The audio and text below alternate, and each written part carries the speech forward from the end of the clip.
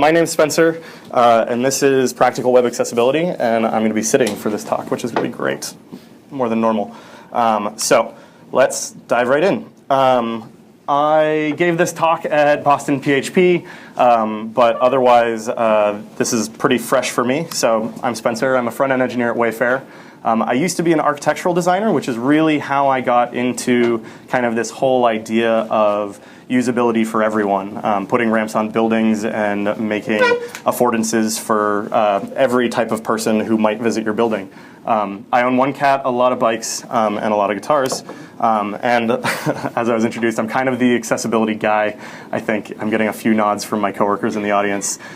So I think that fits. I'm warming up to the idea of being the accessibility guy, and kind of the gist of why I'm giving this talk is I think accessibility as an idea is pretty intimidating to a lot of people who haven't dove deep into it. The aim is to come away from this knowing that it's pretty straightforward to get a sense of how accessible your app is, to implement the right patterns and make sure that your applications keep it that way for the good of your users as well as like the good of your company. So, all right, so why are we talking about this? This is the stuff I used to do. This is an island in the Middle East that I helped a firm in the south of Boston design, which is pretty cool. And this is a web app that I worked on implementing projection systems at the Boston Society of Architects. And really, no matter what we're doing, I think everyone here, kind of why we work with the front end of applications, why we work with, I mean, everyone has their own sense of it. For me, it's about building a product for people, and we create products and experiences for people that should hopefully be compelling and usable. So all that said, usual caveat, these are my thoughts and opinions and don't necessarily reflect my current or former employers, so let's have a good time with this. The road ahead, what we're going to talk about today.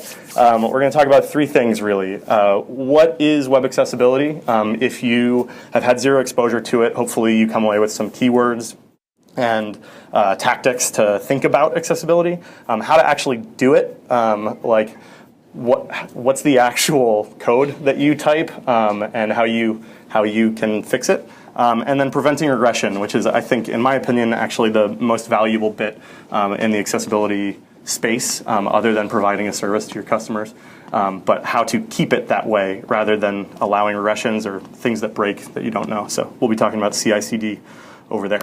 So section 1, what is accessibility? I note in the bottom corner, you'll often see it abbreviated ALLI. Like I gave this talk at Boston PHP. You all might be more familiar with that. I'm not really sure, but heads up, people like abbreviating things. Usability is accessibility. It's not too much more than this, and this is, I love this like dry quote about what usability is. Whenever you get into an ISO specification, people have thought about this pretty hard. So we're talking about creating satisfaction for a specified context, right? We're making websites and experiences and letting people shop online. Like how they use that is incredibly important for all of our users. I forgot to mention, I will explain why all these slides are yellow by the end of the talk, so I know it bothers some people. When it really gets down to it, it's people, right? We're creating experiences for people. And Stevie Wonder most certainly shops online. This was a photo of him at the Grammys, and he opened a letter that was written in Braille and showed it to the audience. I don't know how many Grammys fans there are in the audience, but he revealed the winner to everyone, and no one can read it, right? Because it's written in Braille, which is just like hilarious to me. So he had a kick out of that, and he's obviously going online, shopping for furniture. But what we're really here to know are like, how does this affect me? And maybe this is a little selfish, but we are interested in knowing the rules and the implementation details and what is the customer impact and how does this impact my site and what do I need to learn, right? We're learning a lot of React all the time. This entire presentation is written in React as a method for me to learn how to write MDX and do all sorts of things, which is probably the most React you'll see in this talk. But the important things for us really are like, what do we have to do, right? How do we overcome this? If you're working on a government or education site, yes, out of the gate, hopefully you already know about this thing called Section 508, which is the government regulations around web accessibility. Those go pretty deep into it. If you're not working on one of those sites, maybe you're selling things to the public. Maybe you have a shopping website. Maybe you are a public figure who will be visited by a lot of people and who go to their website. I put a little asterisk on the yes, but it would be a good time to look at this thing called the WCAG if you don't know it already. The asterisk is that it's not exactly law in the US yet. It was proposed to be part of the Americans with Disabilities Act in 2018, and that got scrapped. But there's a pretty significant body of case law around what the correct way of doing this is. So people are still going to sue you to make that happen. So if you're dealing with the public, you should go there. So it's already a requirement.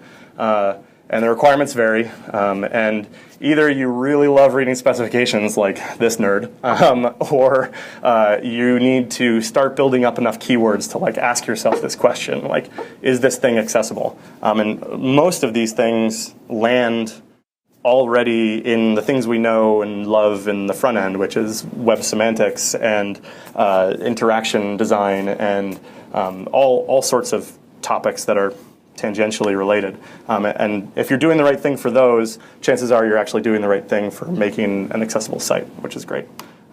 So how does it impact your site, though? Not just you. Well, your audience just got bigger, right? That's actually kind of a good thing.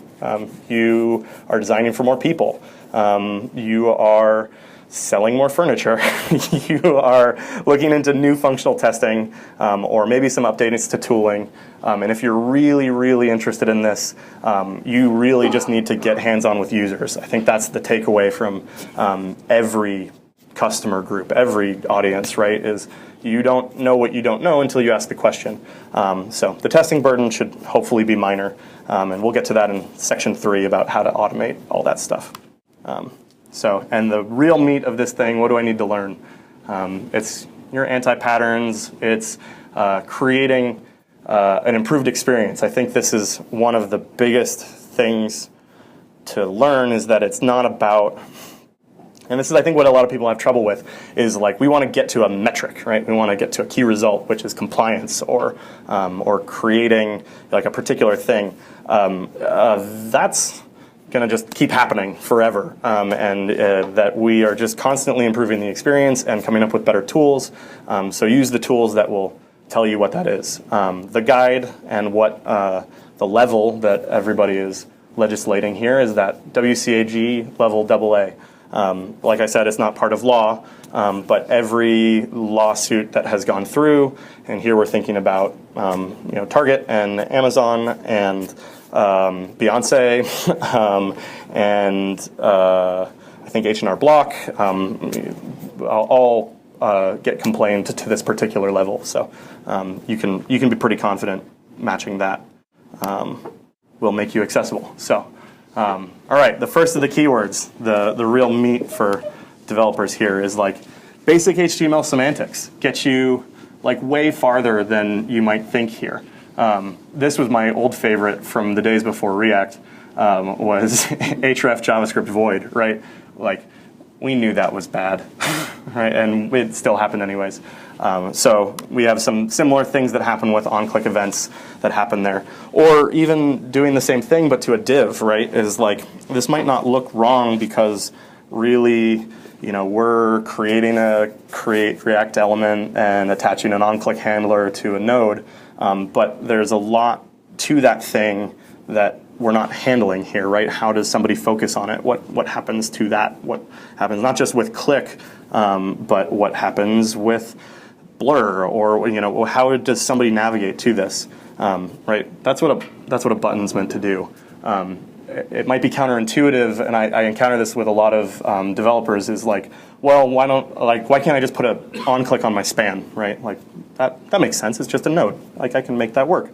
Well, the reason is because we're not actually making it a button. We're not actually doing a whole thing. To make a div or a span into something that is interactive from people who use accessibility tools requires a lot. We have to figure out whether they're going to be focusing to it and whether they're going to be hovering it Do they actually have a key event, right? The button, depending on whether it's text or submit, responds to different key presses, right? That moves the burden of that logic onto you. So save yourself some work in what you're doing and just use the right node, because at what cost? Those takeaways from that, I would say, like, use the node, the element, wherever possible. Creating a button takes a lot more than just adding an on-click. Second favorite, most common feature here is text alternatives.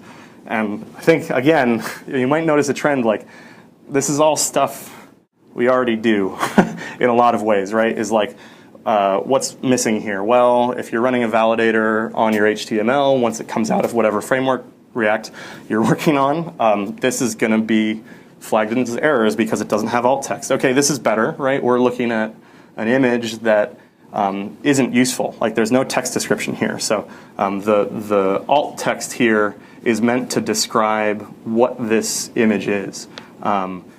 This is good, but really what it means is that it's irrelevant content. So some teams that I've come across have adopted a pattern of implementing ARIA hidden to show that, like, they're intentionally doing this, right? How you message this to your fellow developer when you're on a large team becomes really important. Ideally, like, this is straightforward, right? Everybody looks at this and goes, "Oh, crap, they missed it. you missed some text."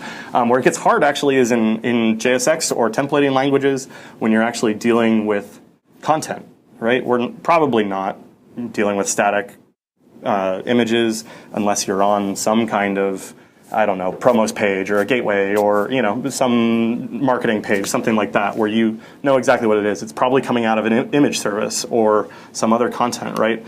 Hopefully you can work with your media team and set up the image service to provide that, right? Adopt it as part of your requirements that it has text going through, that not only are we providing you an image and an ID to go fetch that image, but a text description of what that is. And that can be automated, that can be that can be provided or part of your QA process, that kind of stuff. I think this is actually my all-time favorite kind of issue. And again, I'll circle around to this, but every one of these issues can be caught automatically because it's static.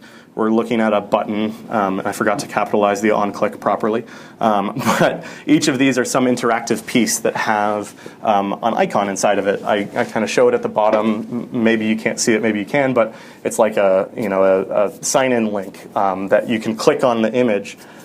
Somebody who isn't using, who has a visual disability or impairment, right, like, and are navigating to it, unless you give them some text, they have no idea what that thing is, right? That, like, how it's an icon that has some class, right? It's empty. That you need to kind of promote to the parts, to your team. Lessons from missing alt here. In my book, I think this is probably the most pervasive and more difficult to fix pieces depending on your size. A lot of your tooling can help you with this. CMS like WordPress, typed languages so that you actually have a guarantee about the content that comes out of that. Those can help you guarantee that content. In this case, I linked to this decision tree, which, because I love flowcharts, is a flowchart to help you know when you need a text image or text for your images and get you there. So, all right. So we haven't even started yet, right? This is like just some pieces of the knowledge to help you get at, like, maybe that trigger that, like, well, I'm dealing with something interactive. I should start thinking about accessibility. Maybe I'm dealing with some media or video that needs captions. I should start thinking about how the text comes in for this thing that's not text. Really, for us, we start with validating our assumptions, right? Typical. This is a fire hose of information. The content guidelines themselves have, this I didn't commit to memory, and I should have. It's 4 principles and I think 12 guidelines and like 72 acceptance criteria, each of which have like 15 unit testable guidelines that you can implement. That's like way more than you as a human should learn. It's why we have computers, right? That's what they're supposed to do. So you should kind of check whether that exists or not.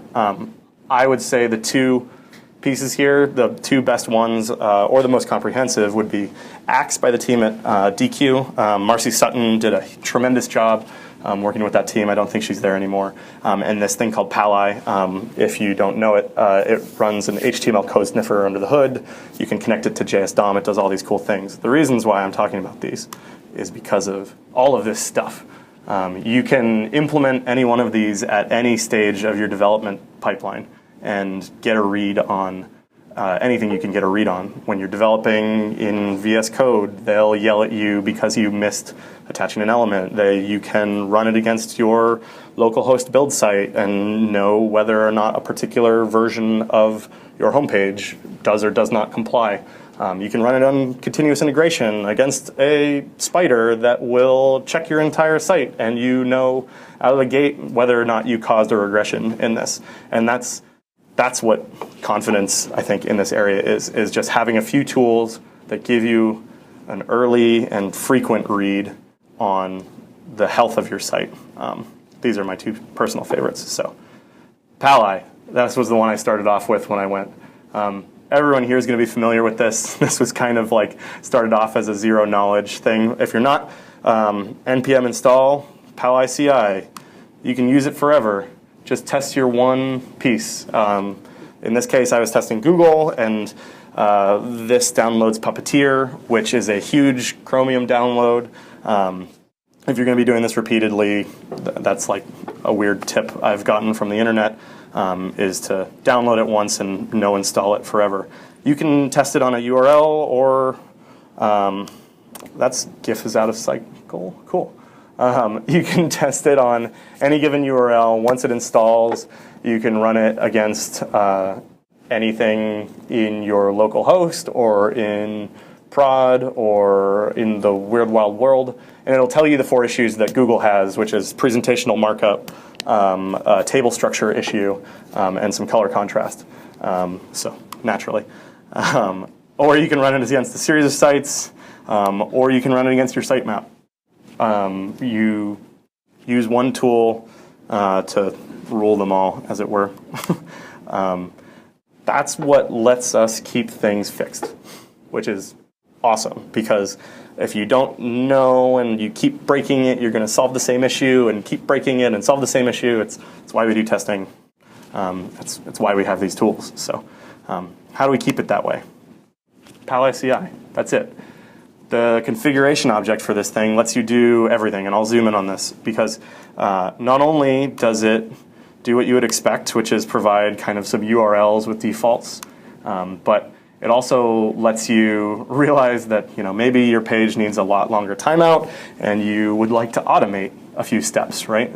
You need to get through your paywall with a testing account, or you need to trigger a sidebar about your product details. You can, basically run WebDriver through this thing and get to whatever you need to in order to audit that feature, which is pretty crazy because there's a lot of tools in there. I linked in this one to the actions documentation. There's so much stuff there. It's basically WebDriver. If you're familiar, if you've used WebDriver before, you can automate Pally CI. Your persistence and the safety check that you get out of that is not any harder than spot checking, right? That's why we have these tools. Spot checking is pretty darn straightforward.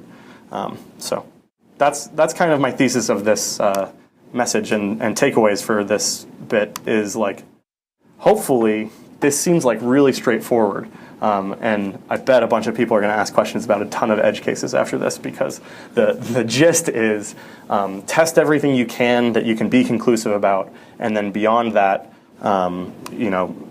really dig in. And violating the usual PowerPoint rules there, and had a bunch of things that reveal.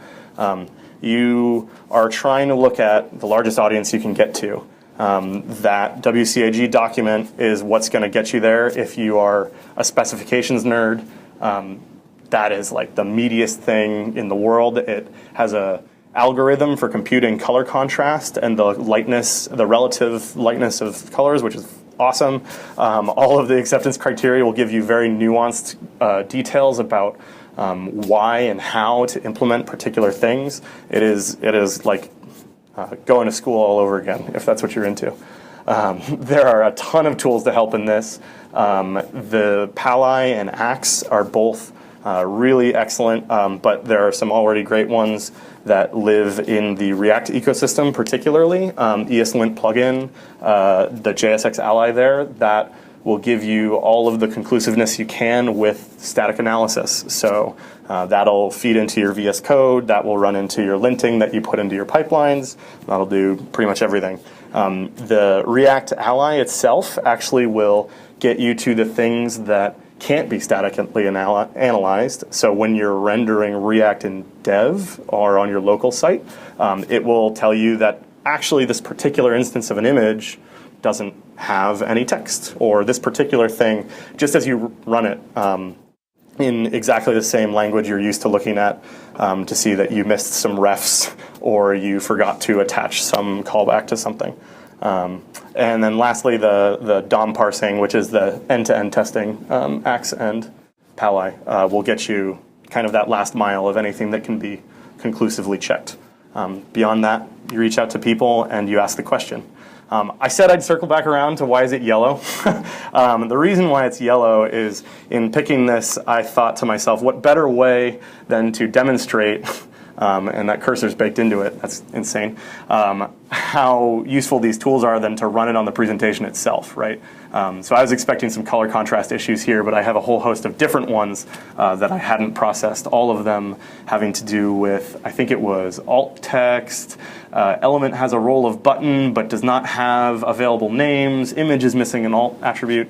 I've since fixed these. That was on version 1 of this presentation. So now it's live and accessible on site.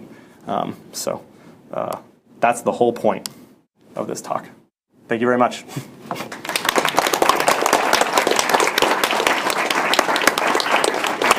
Do you want to take questions? Yeah, questions, anyone? So when you're setting up your system to check for accessibility, does it automatically tell you in the checks that hey, this is, you put a div here where it should be a button?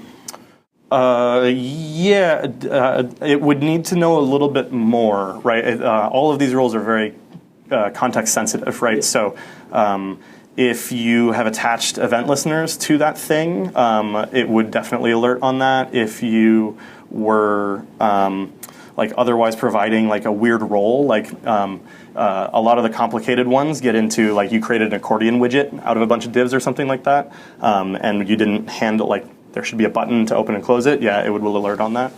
So I'd put it in the like 99% of all those cases of like this thing should be a button or should be a X. They would give you that feedback on. Yeah. And one more question. Yeah, about so when you have a button with the icon with no text, is the best practice for that to create text, like a text in there and just hide it?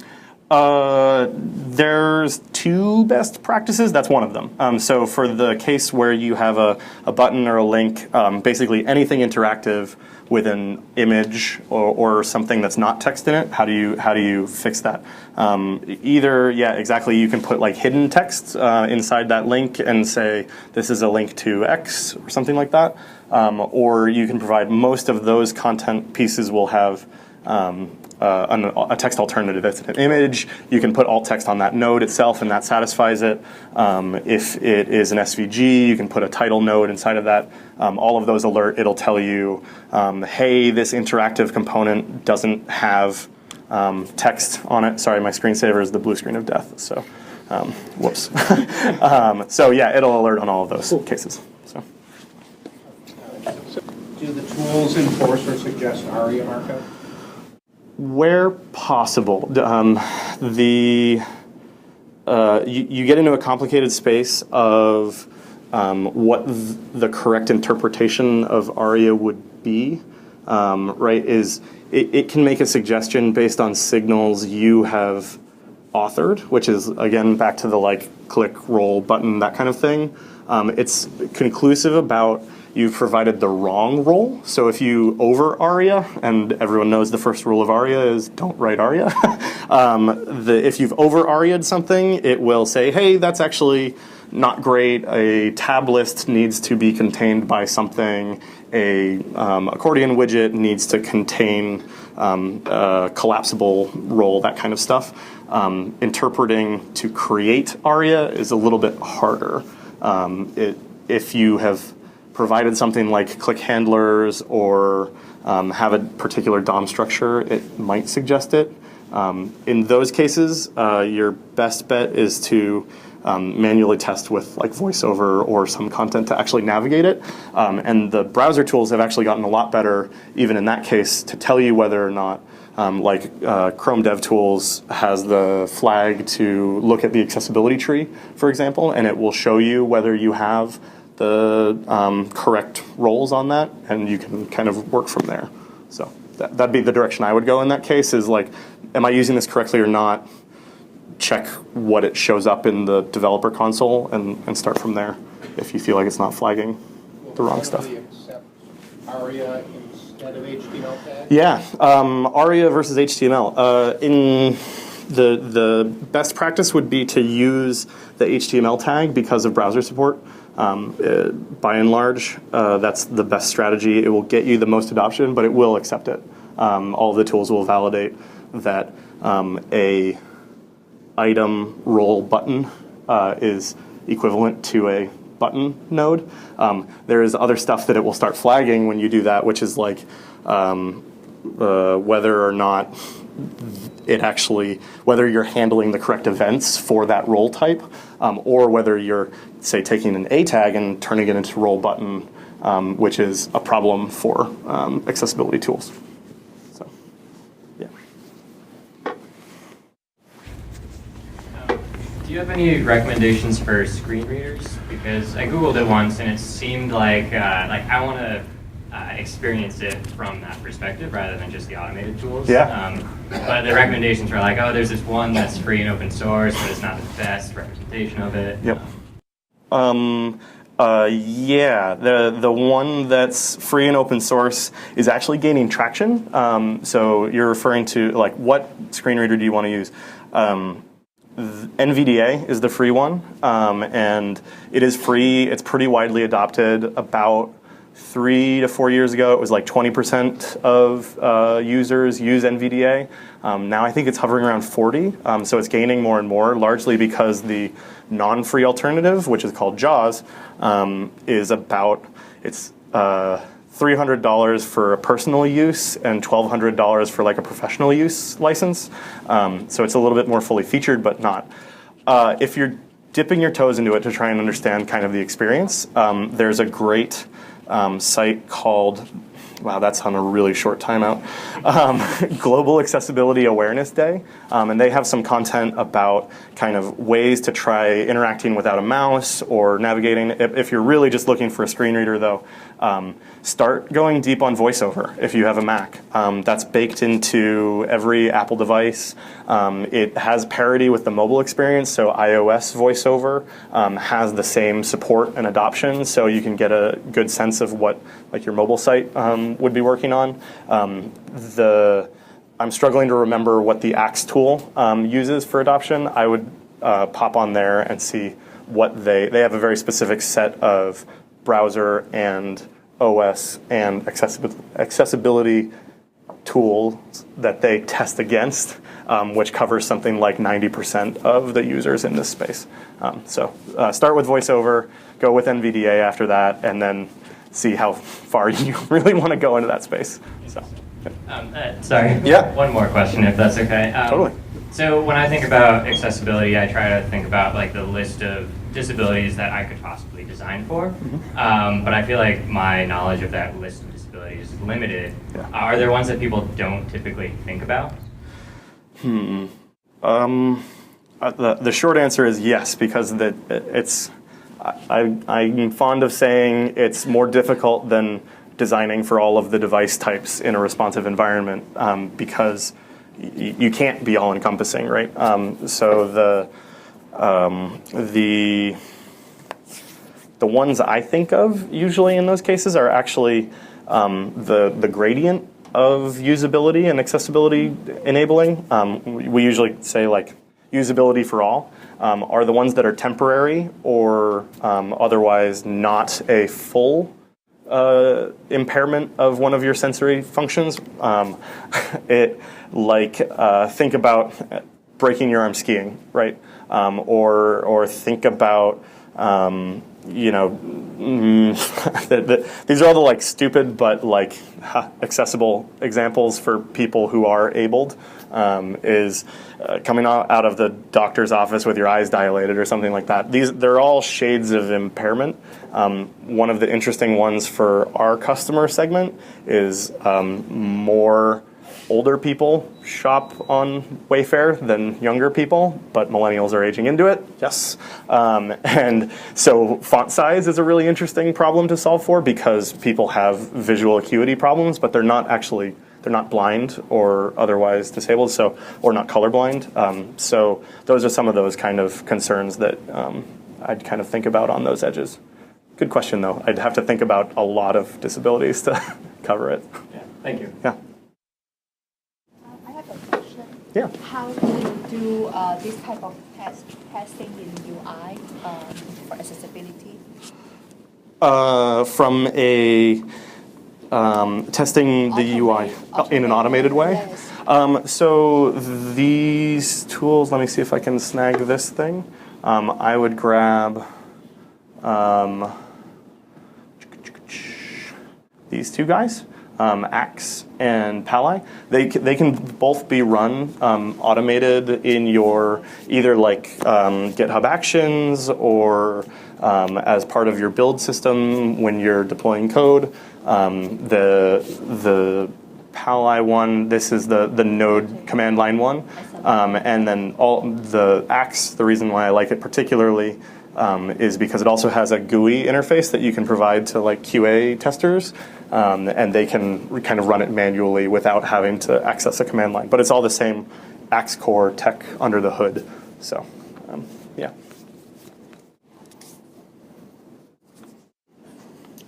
Got one in the back. Aha.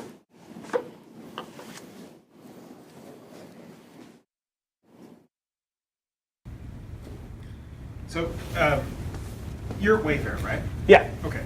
So, Wayfair being a big, e-commerce site, I'm imagining there's been some amount of economic analysis done on the impact of the accessibility work on either what it has done to the ability to improve sales, or at least profitable sales, or what you expect that it might do. I suspect that one of the problems that a lot of us run into when we're thinking about accessibility is we can think that's the right thing to do, but then it's, oh wait, it's going to slow us down, it's going to take resource. So looking at it from the point of view of ROI, Yeah. I was wondering what experience you have or data that you might have that might help us be able to talk to the other side of our businesses to be bringing this resource to bear. I'm going to kind of take it a step to the more global research that I've done in this area than maybe specific to Wayfair content. In terms of legal costs and content there are some rather specific numbers. This has been a suit for a suit type, a legal. I don't know. I'm not a lawyer. This type of lawsuit has existed since 10 years now running. The settlement costs range from I think on the scale of at a minimum $50,000 up to I think Amazon's was around $7 million. So it can range pretty dramatically.